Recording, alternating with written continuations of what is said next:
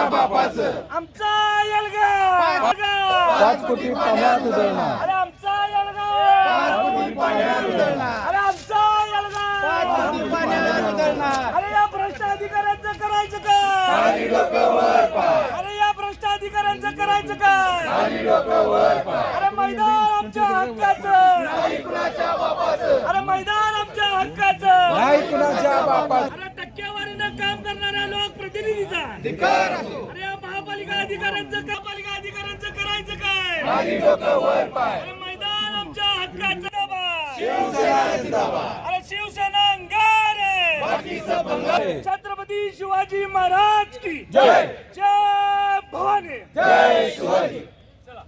शहरातलं ऐतिहासिक मैदान म्हणून गांधी मैदान प्रसिद्धीस आहे. गेली कित्येक वर्ष झाले गांधी मैदानाची दुरावस्था आहे. जे कोणी लोकप्रतिनिधी येतात वल्गना करतात, निघून जातात.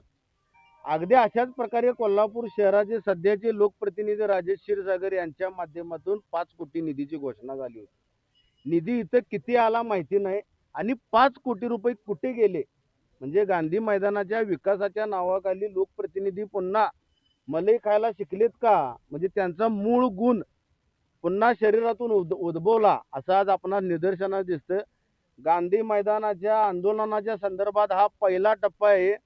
जोपर्यंत 5 कोटी निधीचं काम आम्हाला दाखवत नाहीत आणि इथून पुढे गांधी मैदान जोपर्यंत करंट रिपेरी होत नाही मूळ अवस्थेमध्ये, तोपर्यंत आमचं आंदोलन शिवसेनेच्या माध्यमातून चालू राहील आणि शिवसेनेच्या वतीनं मलई खाणारा राजेश क्षीरसागर यांचा आम्ही आज इथं धिक्कार करण्यासाठी उपस्थित झालो आहोत.